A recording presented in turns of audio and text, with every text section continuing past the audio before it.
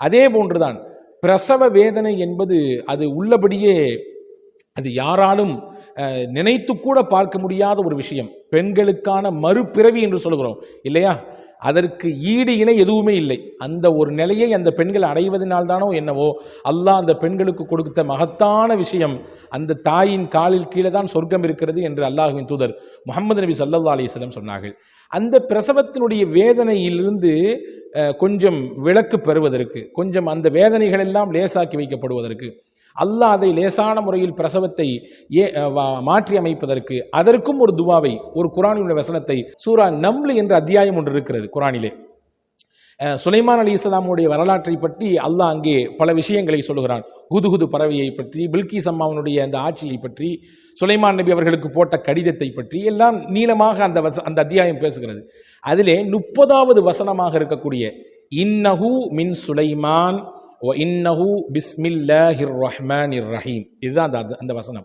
30வது வசனம், சூரா நம்லினுடைய 30வது வசனம்.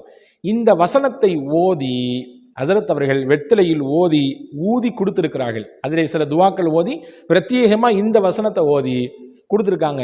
இன்னஹு மின் சுலைமான் வ இன்னஹு பிஸ்மில்லாஹிர் ரஹ்மானிர் ரஹீம் அல்லா தஅலு அலைய வ அத்தூனி முஸ்லிமீன். சூரா நம்லினுடைய 30 + 1 31 2 வசனத்தையும் ஊதி கொடுத்திருக்காங்க. ஹஸரத் அவர்கள் சொல்கிறார்கள், இந்த பரக்கத்தை கொண்டு அல்லாஹ் பிரசவ வேதனையை என் பிள்ளைக்கு லேசாக்கி கொடுத்தான், அல்லாஹ் சுகமான முறையிலே பிரசவத்தை ஏற்பாடு செய்து கொடுத்தான் என்று. அப்போ இப்படியான அனுபவ ரீதியான பல விஷயங்கள், பல துவாக்களை, பல குர்ஆனுடைய வசனங்களை வெளியிலே பார்க்கிற பொழுது குர்ஆனினுடைய வார்த்தைக்கும் அந்த வசனத்திற்கும் ஒரு பொருள் கிடைக்கும். ஆனால் அறிஞர் பெருமக்கள், பேராசான்கள் குர்ஆனிலும் ஹதீஸிலும் தன்னுடைய வாழ்க்கையை முழுமையாக சமர்ப்பித்து அர்ப்பணம் செய்து கொண்ட அந்த அறிஞர் பெருமக்களின் பார்வைக்கு அல்லாஹ் வேறு சில ரகசிய அர்த்தங்களையும் பொருளையும் அல்லாஹ் தருகிறான். ரசூலுல்லாஹ் சொன்னார்களே, லஹு லஹ்ருன் வ பத்னுன், குர்ஆனுக்கு வெளிரங்கத்தில் சில அர்த்தங்கள் இருக்கிறது, அந்தரங்க அர்த்தங்களும் உண்டு, அந்தரங்க மறைவான அர்த்தங்களும் உண்டு. அந்த மறைவான அர்த்தங்களை, ஞானங்களை ஞானவான்களும் பேரறிஞர்களும் பேராற்றல் மிக்க பேராசன்களும் பெற்றுக் கொடுக்கிறார்கள். அப்படிப்பட்ட தரத்தில் உள்ளவர்கள் தான் மறைந்த மர்ஹூம் ஷபீர் அலி ஹஸரத் அவர்கள். அவர்கள் சொல்லிக் கொடுத்த 2 துவாக்கள் இந்த காணொளியில் உங்களுக்கு சொல்லியிருக்கிறேன். அல்லாஹ் நோய்க்கு நிவாரணத்தையும் குர்ஆனிலே ஒரு வசனத்திலே வைத்திருக்கிறான்.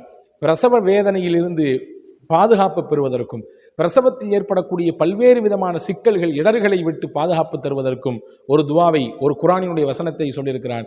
இந்த 2 விஷயத்தையும் நான் உங்களுக்கு பதிவு செய்திருக்கிறேன்.